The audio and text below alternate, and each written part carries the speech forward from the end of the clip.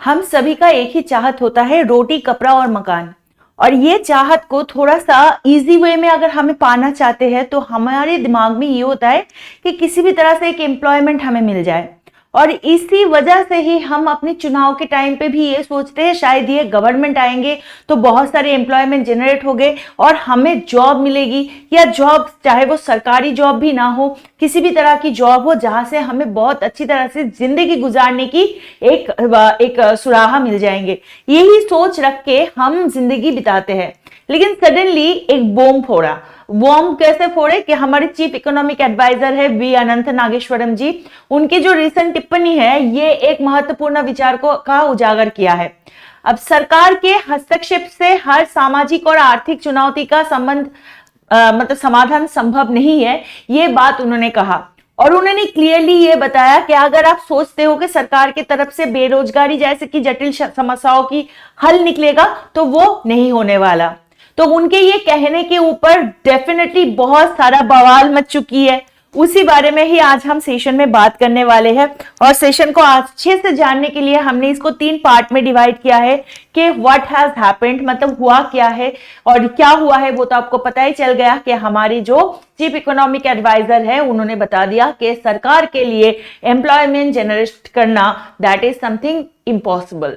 अब सेकेंड बात इन्होंने बताया, जो कि इन्होंने एक एक करके पॉइंट दिया कि ये क्यों बोला गया, ऐसे क्यों बोला जा रहा है कि सरकार की तरफ से हमारे इंडिया के अंदर एम्प्लॉयमेंट जनरेशन नहीं की जा सकती है, ये बात कैसे कहा गया, मतलब क्यों कहा गया, वो चीज उन्होंने डिवाइड करके बताया, जो आपके साथ मैं आज आलोचना करने वाली हूँ। और उसके साथ हम सरकार भी नहीं है, हम चीफ एडवाइजर भी नहीं है, हम ठहरे क्या, बस यूपीएससी पीएससी की प्रिपरेशन करने वाले लोग। तो हमें तो जानना पड़ेगा कि अगर सरकार नहीं कर सकता एम्प्लॉयमेंट का समाधान तो, या अनएम्प्लॉयमेंट की समाधान अगर सरकार से नहीं हो सकता तो हम कैसे इसको समझे, क्या ऐसे विश्लेषण हो सकती है, ऐसे क्या नीतियां हो सकती है जिसके थ्रू या कौन सी पॉलिसी मेंटेनिंग ऐसे हो जाएगा जिससे हमारे देश के अंदर एम्प्लॉयमेंट जनरेट किया जा सकता है, उसी के मामले में हम आज बात करेंगे। ठीक है, चलो सबसे पहले जो बात यहाँ पे मैं बात करूंगी वो है कि क्यों ये एम्प्लॉयमेंट जनरेशन में प्रॉब्लम देखने को मिल रहा है। अकॉर्डिंग टू ये हमारे जो चीफ एडवाइजर है जिनका नाम है वी अनंत नागेश्वरन जी करके ही हम याद रखेंगे, इनका पहली बात यह है, इनका पहला मानना यह है कि सरकार के सीमाएं, मतलब the boundaries of the government of India. Nageshwari ji का यह मानना है कि सरकार के लेवल पे कुछ हद तक ही रोजगार का मतलब तैयार किया जा सकता है या रोजगार बनाने का मदद वो कर सकते हैं।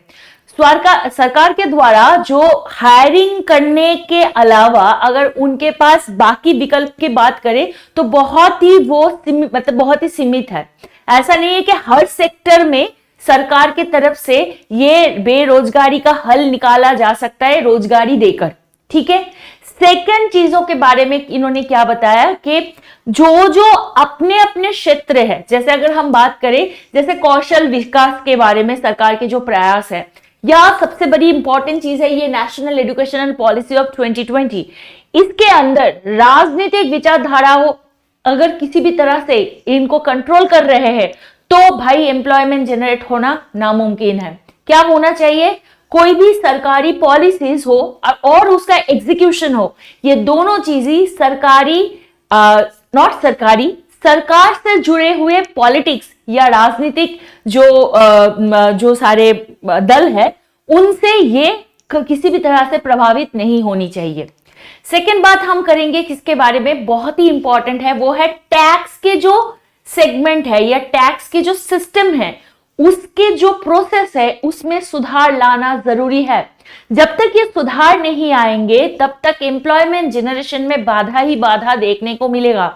जो हमारे ये इकोनॉमिक एडवाइजर है इन्होंने क्लियरली बताया कि कॉर्पोरेट इनकम टैक्स का ब्रेक होना और प्रोविडेंट फंड का कंट्रीब्यूशन के लिए सब्सिडीज की तरफ इशारा उन्होंने किया, जो कि अब रोजगार बनाने वाले हैं उसको कैपिटल एक्यूमुलेशन से अधिक महत्व देते हैं। और यहाँ पे और एक चीजों की उन्होंने बात छेड़ा है, वो क्या है, वो है ये मूवी जिसका नाम था मोहम्मद बिन तुगलक। 1970 की दशक में ये मूवी आया था, एक बहुत ही सैटारिकल मूवी है, सोशल जो सिचुएशन है उसको दर्शाते हुए ये मूवी बहुत ही उस टाइम पे लोगों के अंदर छा गए थे, स्पेशली ये एक साउथ इंडियन मूवी थे। नागेश्वरन जी ने कहा कि फिल्म के नायक की तरह सरकार के लेवल बेरोजगारी के मुद्दे पर बात कर सकती है लेकिन उसका समाधान नहीं कर सकती। बहुत बड़ी बात कह दिया है। मतलब अब अगर थोड़ा सा डिटेल्स में बोले कि हाँ ये करके तो हम रोजगारी डाल सकते हैं, बना सकते हैं, ये पॉलिसी बनाएंगे, लेकिन अगर उसको सच में एप्लीकेशन की बात आती है तब जाके सरकार ऐसे मुंह के बल गिरते हैं। ये सरकार की बात किया जा रहा है, ना ही कोई पॉलिटिकल पार्टी की बात किया जा रहा है। ठीक है, समझने की जरूरत है। और क्या यहां से हम ये सोच सकते हैं कि उन्होंने ये चिंता भी दिया है, उनका अपना ये उन्होंने अपने मतदान दिया है कि दुनिया भर के सरकारें जो बहुत सारे वेल डेवलपमेंट या जो लोगों के लिए जो डेवलपमेंट है, बहुत सारे कल्याणकारी नीति है, उसके माध्यम से काम करने की प्रेरणा को कम कर रही है। और यही चीज बहुत ज्यादा ये जो श्रम बाजार है, ये जो एम्प्लॉयमेंट जनरेशन की जो ये मार्केट है, इसको बिगाड़ रहा है। भारत के अंदर बेरोजगारी का समाधान एक्चुअली में बहुत ज्यादा एक टफ प्रक्रियाकरण है। तो यहाँ पे हमने कुछ वे फॉरवर्ड रखा है जिसका वर्णन हम करेंगे। जैसे कि द फर्स्ट थिंग, ये सारी चीज अगर करने की कोशिश किया जाएगा तो कुछ हद तक ये जो प्रॉब्लम है बेरोजगारी की, इसको शायद हम नियंत्रण कर सके। सबसे पहली बात क्या है कि पॉपुलेशन कंट्रोल करना, जिसको हम कहते हैं जनसंख्या की नियंत्रण करना। अब जनसंख्या जो है या पॉपुलेशन है, इसकी जो वृद्धि हो रही है उसको नियंत्रण करके बेरोजगारी को कम किया जा सकता है। क्योंकि सरकार को चाहिए वो जनसंख्या जिसके थ्रू वो एक मतलब एक वर्कफोर्स उसमें से क्रिएट हो सके। ज्यादा लोग होंगे तो एक टाइम पे जो डिमांड और सप्लाई का बैलेंस है वो बिगड़ जाता है। तो अगर डिमांड कम है तो सप्लाई कैसे सरकार से होगा, है ना। जॉब की अंदर जरूरत अगर नहीं दिखाई देगी तो वो चीज, अब देखो आज के दिन पे अगर हम थोड़ा सा क्लैरिटी के साथ ये चीज देखेंगे तो बहुत क्लियरली हमें ये पता है कि इंडिया के अंदर बहुत सारे सेक्टर है जहां पे लोगों की जरूरत है लेकिन नहीं किया जा रहा है। लेकिन सरकारी आंकड़े पे अगर बात करें तो वो एक बैलेंस डिसबैलेंस की बात हमें देखने को मिल रहा है।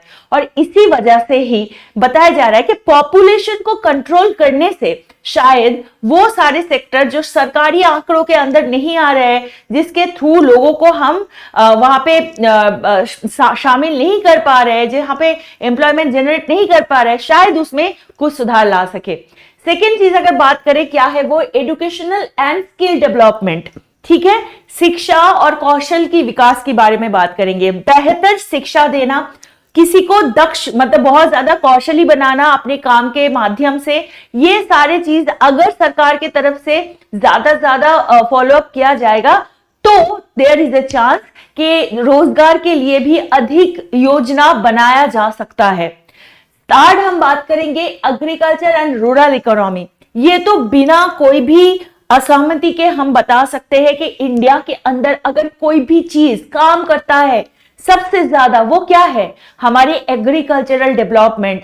अगर हमारी ग्रामीण अर्थव्यवस्था के बारे में बात करें, हमारे रूट के बारे में बात करें, वो क्या है, वो पूरा के पूरा कृषि क्षेत्र से ये नियंत्रित होती है। अब वो ग्रामीण अर्थव्यवस्था को मजबूत करके हम जो छोटे किसानों हैं उनको सहज तरीका से उनसे पहुंचना, उनको ऋण की सुविधा प्रदान करना, ये सारी चीज भी बेरोजगारी का कम करने का एक हेल्प कर सकता है। फिर एक चीज क्या है, मैंने ऑलरेडी बताया था कि प्राइवेट सेक्टर की पार्टिसिपेशन होना। जैसे मैंने बताया कि कोई भी प्राइवेट सेक्टर हो गया, उनका ज्यादा से ज्यादा पार्टिसिपेशन तभी हो सकता है अगर गवर्नमेंट की तरफ से उनको प्रोत्साहित किया जाए। और इसी वजह से उनको बहुत सारे पॉलिसी अमेंडमेंट के साथ उनके काम को सराहा जाना चाहिए। और वो आके जितना ज्यादा वो डेवलप करेंगे तो ऑटोमेटिकली उनके अंदर वर्कफोर्स को बढ़ाने की जरूरत पड़ेगी और इसी वजह से वहां पे भी एम्प्लॉयमेंट जनरेट की जा सकती है। क्योंकि हम बात कर रहे हैं employment generation under Indian border, इसलिए हमें ये बात याद रखना है कि ये सिर्फ सरकारी रोजगार की जरूरत की बात नहीं हो रही है, ये हर घर में हर भूख को मिटाने की बात करा जा रहा है। इसी वजह से हम ऐसे एम्प्लॉयमेंट जनरेशन कर सकते हैं, ये हमने बात किया। फिर एक क्या यहाँ पे हम बात कर सकते हैं, इंक्लूजन ऑफ टेक्नोलॉजी। टेक्नोलॉजी को हमें पता है कि इंडिया सिर्फ नहीं, पूरा वर्ल्ड जहां पे पहुंच रहा है, वहां पे most important thing is advancement into the technology. और अब तो टेक्नोलॉजी का भी कुछ अलग ही उपाय आ चुका है in the name of artificial intelligence. तो इसमें आप जितना ज्यादा ही आगे बढ़ोगे तो ऑटोमेटिकली रोजगार बढ़ेगी। बहुत सारे लोगों को यह मानना है कि एआई आने के बाद रोजगार कम होगा। देखो आपको मैं एक बात बताती हूँ, 90s के जो टाइम थे, 90 के जो दशक थे, उसी टाइम पे लोगों को बड़ा डर लगा था कि कंप्यूटर आ गया, अब तो लोगों का जॉब खत्म हो जाएगा। नहीं, कंप्यूटर आने से कंप्यूटर हो गया, एआई हो गया। हमें याद रखना है कि ये एक मशीन प्रोग्रामिंग है और इस मशीन प्रोग्रामिंग को चलाने के लिए we need what, manual labour. और उसको बढ़ाने के लिए अगर हम जितनी अच्छी तरह से ये मैनुअल लेबर को टेक्नोलॉजी के साथ इसको मिक्सअप करेंगे उतना ही अच्छा होगा। और सबसे जरूरी बात हमें याद रखना है कि एंटी करप्शन मेजर लाना, भ्रष्टाचार, इसको कम करते हुए अगर किसी भी पॉलिसीज आता है तो there is a very good chance कि हमारे आर्थिक परिस्थिति मतलब बेटर हो सकता है, जहां पे रोजगार या इनकम जनरेशन की प्रोविजन भी बन सकता है। और लास्ट में हम अगर बात करेंगे एम्प्लॉयमेंट जनरेशन की, तो फिर हम बात करेंगे वर्कर सेंट्रिक इंडस्ट्रीज।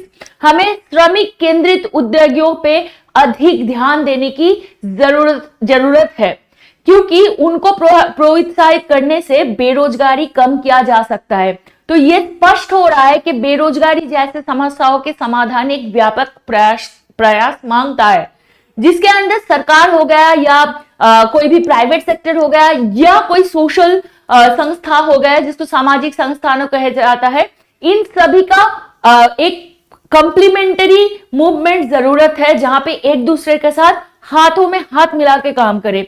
ऐसा नहीं है जॉब चाहिए, जॉब की सिक्योरिटी बस सरकार ही दे सकते।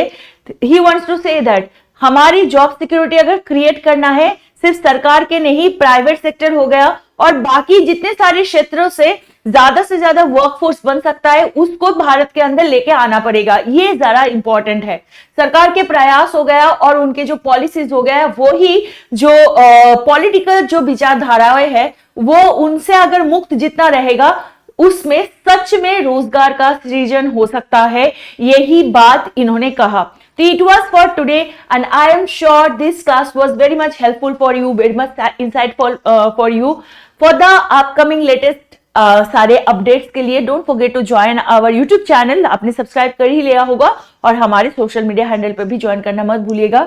Don't forget to be a responsible citizen. आपसे मिलेंगे नेक्स्ट सेशन में, तब तक के लिए जय हिंद।